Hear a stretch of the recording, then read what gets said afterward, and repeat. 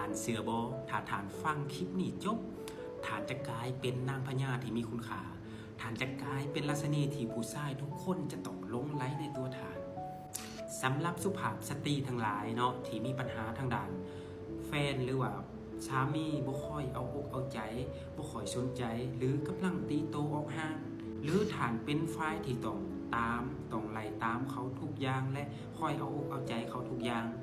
แล้วถ้าฐานเอาเทคนิคจากหนังสือเล่มนี้ไปนำใช้ฐานเสือบอกว่าเขาจะเป็นฝ่ายที่แล่นไล่ตามฐานเขาจะเป็นฝ่ายที่คอยเอาอกเอาใจฐานและเขาจะเป็นฝ่ายที่ยานเสียเจ้าไปที่สุดเลยเพราะหนังสือเล่มนี้เป็นหนังสือที่ทรงพลังที่สุดหนังสือเล่มนี้แม่นรวบรวมเนื้อหาและข้อมูลมาจากนางคลีโอพัตราผู้หญิงที่สามารถสะกดจิตผู้ชายที่มีอำนาจสูงสุดใดถ้าทานได้ฟังเรื่องราวของนางคลีโอพัตราและฐานจูเลียสซีซ่าฐานเจ้าหัว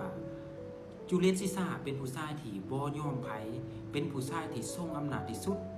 และทั้งสองคนนี้เคยเป็นศัตรูต่อกันทั้งสองประเทศนี้เคยมีสงครามต่อกันแต่ในที่สุดนางคลีโอพัตราเป็นคนเดียวในโลกที่สามารถเปลี่ยนจากศัตรูกลายมาเป็น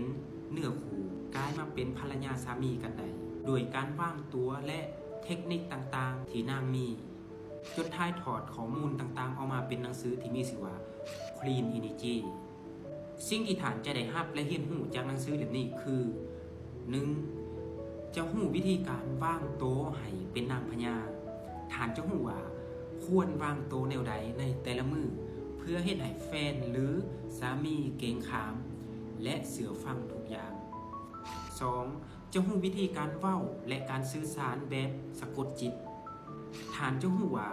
ควรเว้าแนวใดควรตอบแนวใดเพื่อให้ให้แฟนหรือสามีประทับใจและให้เขารู้สึกว่าฐานเป็นคนสำคัญที่สุด 3. จะรู้วิธีการสร้างมูลค่าให้กับตัวเองฐานจะรู้ว่าควรเฮ็ดแบบใดควรวางตัวแนวใดและควรเฮ็ดอย่างใดเพื่อเฮ็ดให้แฟนหรือสามีเห็นว่าฐานเป็นเพชรที่มีค่าจนไผๆก็อยากครอบครอง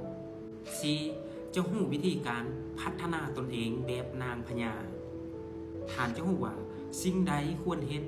และสิ่งใดควรถิ่มเพื่อเฮ็ดให้แฟนหรือสามีย่านเสียฐานไปจนเขายอมเฮ็ดทุกอย่างเพื่อให้ได้อยู่กับฐานตลอดไปและสิ่งที่สำคัญทุกเทคนิคจะมีสคริปต์และตัวอย่างแบบชัดเจนว่าควรเว้าแบบใดและควรเฮ็ดแบบใดจึงจะถูกต้องแล้วค่อยการันตีเลยว่าถ้าผู้ใดที่เอาเทคนิคจากหนังสือเล่มนี้ไปนำใช้แล้วบ่เห็นผลมาประจานสองข่อยเลยเด้อ